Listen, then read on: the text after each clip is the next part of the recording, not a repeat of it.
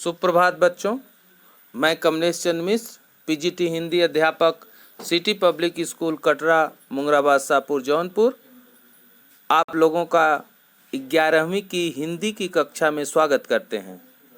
आज आप लोगों को 11वीं की हिंदी विषय के अंतर्गत आरोह भाग 1 के गद्य खंड से विदाई संभाषण नामक पाठ पढ़ाने जा रहे हैं, जिसके लेखक बाल मुकुंद गुप्त जी हैं। प्रस्तुत पाठ विदाई संभाषण बाल मुकुंद गुप्त की सर्वाधिक चर्चित व्यंग्य कृति है। इसमें शिव शंभू के चिट्ठे का एक अंश है, जो वायसराय लॉर्ड कर्जन के शासन में भारतीयों की स्थिति का खुलासा करती है। वायसराय कर्जन सरकारी निरंकुशता के पक्षधर थे। उन्होंने हर स्तर पर अंग्रेजों का वर्चस्व स्थापित करने की कोशिश की। बाल मुकुंद गुप्त की रचनाओं में विनोद प्रियता, चुलबुलापन, संजीदगी और नवीन भाषा का प्रयोग एवं रवानगी का उल्लेखनीय नमूना दिखाई पड़ता है। आइए इस पाठ का सारांश देखते हैं।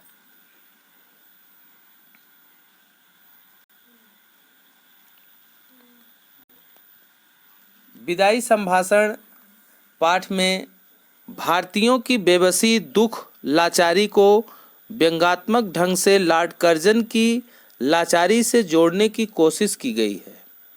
इसमें यह भी दिखाने की कोशिश की गई है कि शासन के आतताई के रूप से सभी को कष्ट होता है, चाहे वह जनमानस हो या फिर लॉर्ड कर्जन जैसा वायसराय।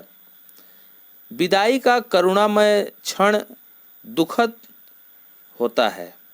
लेखक कर्जन को संबोधित करते हुए कहते हैं कि आखिरकार आपके शासन का तो अंत हो ही गया, अन्यथा आप तो यहाँ के अस्थाई वायसराय बनने की इच्छा रखते थे। इतनी जल्दी देश को छोड़ने की बात आपको व देशवासियों को पता ही नहीं थी। इससे ईश्वर की इच्छा का पता चलता है। आपके दूसरे बार आने पर भारतवासी प्रसन्न नहीं थे। आपके जाने की प्रतीक्षा करते थे, परंतु आपके जाने से लोग दुखी हैं। बिछड़ने का समय पवित्र, निर्मल और कोमल होता है। वह करुणा पैदा करने वाला होता है, परंतु भारत में तो पशु पक्षी भी ऐसे समय में उदास रहते हैं। शिव शंभू की 2 गायें थी। एक बलशाली गाय थी और दूसरी कमजोर थी। बलशाली गाय कमजोर गाय को बराबर मारती रहती थी। एक दिन शिव शंभू ने बलशाली गाय को पुरोहित को दान में दे दिया, परंतु उसके जाने के बाद कमजोर गाय प्रसन्न नहीं हुई। उसने उस दिन कुछ भी चारा पानी नहीं खाया पिया। यहाँ जब पशु ऐसे हैं, बिछड़ने पर दुखी हो जाते हैं, तो मानव की दशा का अंदाजा ही लगाना मुश्किल है। इस देश में पहले से अनेक शासक आए और चले गए, यह परंपरा है, परंतु कर्जन का शासनकाल दुखों से भरा था। कर्जन ने सारा राज का सुखांत समझकर किया और उसका अंत दुखद हुआ। वास्तव में लीलामयी की लीला का किसी को पता नहीं चलता। दूसरी बार आने पर उन्होंने ऐसे कार्य करने की सोची जिससे आगे के शासकों को परेशानी न हो, परंतु सब कुछ उलट पुलट हो गया। वे स्वयं बेचैन रहे और देश में अशांति फैला दी। आने वाले शासकों को परेशान रहना पड़ेगा। लेखक वायसराय को संबोधित करते हुए कहते हैं कि आपने स्वयं भी कष्ट सहे और जनता को भी बहुत कष्ट दिए। लॉर्ड कर्जन की शानबान और उसकी निर्ममता के ऊपर लेखक बाल मुकुंद गुप्त जी कहते हैं कि भारत में लॉर्ड कर्जन की शान सबसे ऊपर थी। दिल्ली दरबार में ईश्वर तथा महाराज एडवर्ड के बाद उनका सर्वोच्च स्थान था। उनकी कुर्सी सोने की थी। जुलूस में उनका हाथी सबसे ऊंचे सबसे आगे रहता था, परंतु इनकी शान के बावजूद उन्हें ब्रिटेन की एक जंगी लाट के सामने नीचा दिखना पड़ा।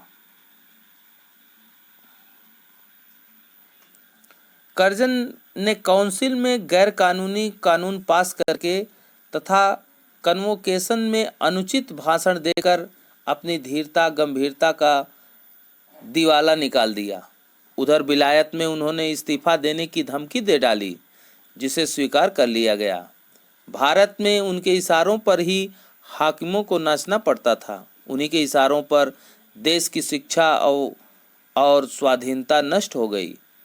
उन्होंने ही बंगाल देश के विभाजन की योजना बनाई, परंतु उनके अपने ही देश में उनके कहने पर एक फौजी अफसर नियुक्त नहीं हो सका।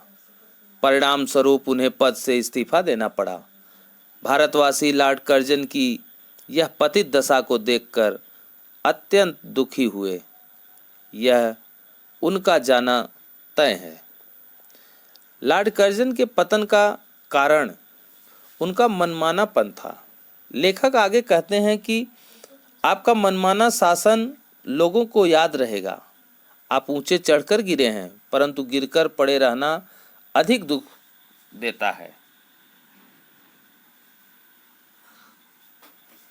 ऐसे समय में व्यक्ति स्वयं से घृणा करने लगता है। आपने कभी प्रजा के हित की नहीं सोची। आपने आंखें बंद कर हुक्म चलाए और किसी की नहीं सुनी। यह शासन करने का तरीका नहीं है। आपने हर काम अपनी जिद से पूरा किया। कैसर और जार भी कभी प्रजा की बात सुनते थे।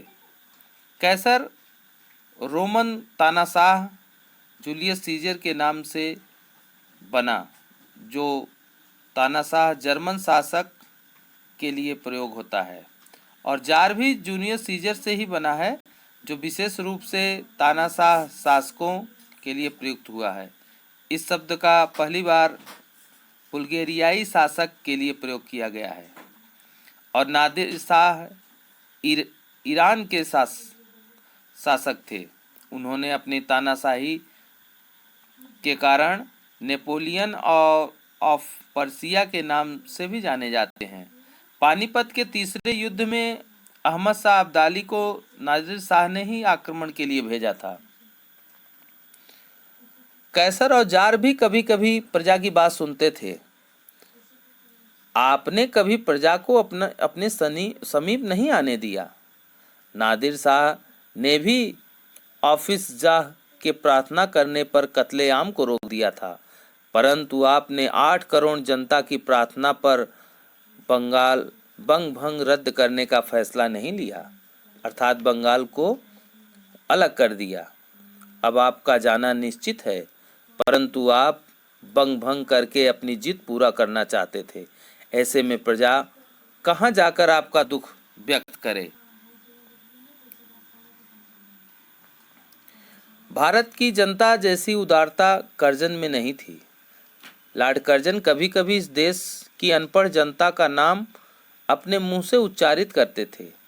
वही अनपढ़ प्रजा नर सुल्तान के नाम से एक राजकुमार की महिमा का गीत गाता था।